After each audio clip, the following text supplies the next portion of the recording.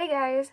So we are finally hitting the middle to end of October of 2016, which is, this year has gone by super fast to me. I swear I had just made the video of the books I was planning to read in October, and we are already halfway through the month.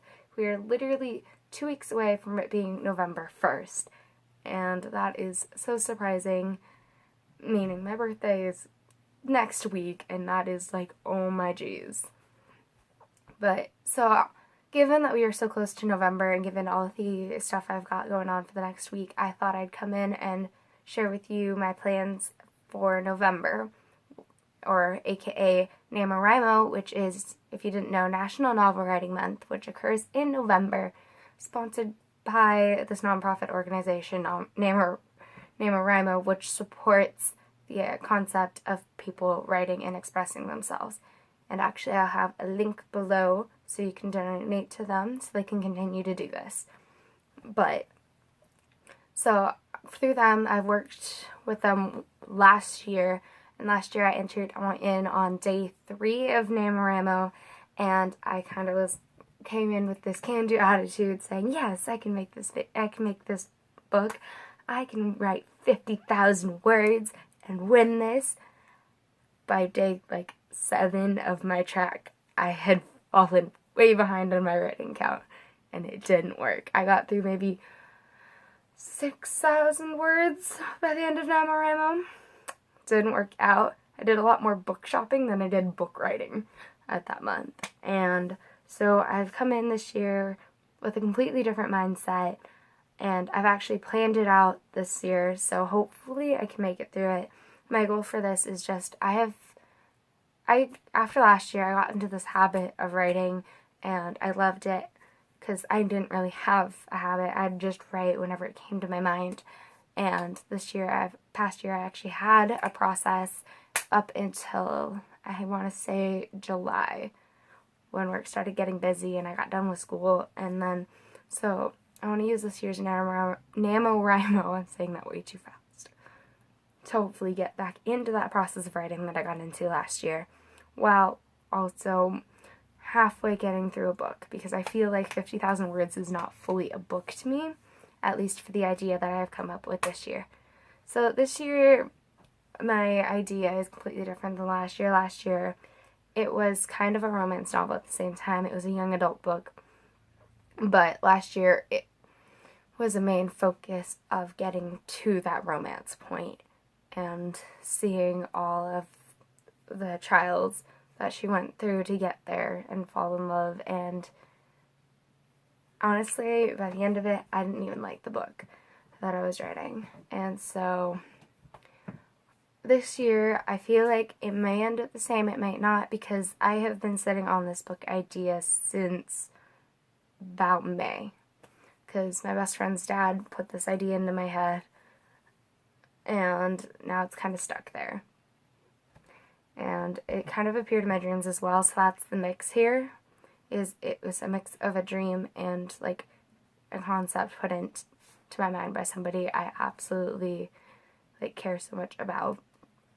And so it's a very interesting concept to me, especially because we start off with, this book is going to be written in 2 people's point of view.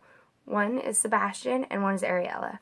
And through most of the book, it's going to be written in Ariella's point of view, because I feel like her point of view grasps a lot more of what I'm trying to aim for in this book, but there are pieces that you slowly need to grasp from Basher's point of view that you need to make this book essential.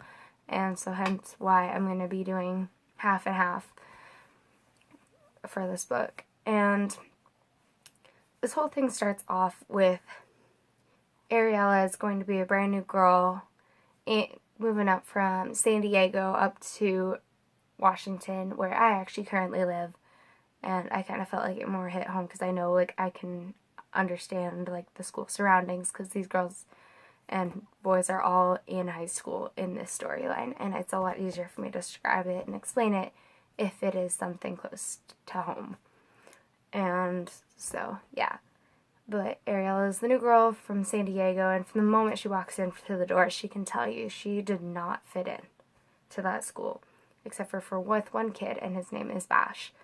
Although later that she meets two other girls, Rosalina and Avalon, at homecoming that first year, and this connection just clicks with these two, and they become her best friends. Although later on, all these girls, because they all have siblings, they all have relationships and ties that have broken, and there are people in your life you just never want to lose or forget, and so they make these lines and rules that you must never cross for their friendship to stay intact, based on past experiences. And so it is watching their friendship grow and trying not to break that while in the process of dealing with everything that caused Ariella to move up here, and watching that relationship with Batch grow, because they are so similar.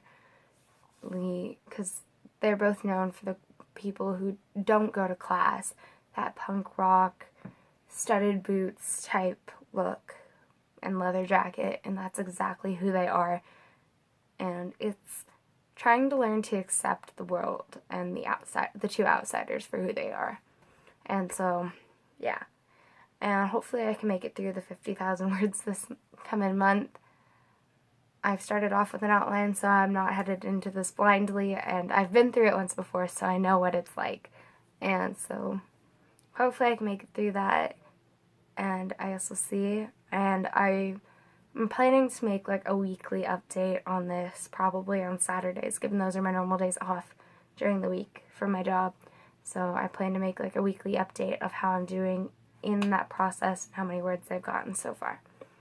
If you care to follow me on that, and if you care to donate some money so NaNoWriMo can keep continuing to keep this process going, I will link that down below. And so yeah, and I'll talk to you guys later. Bye.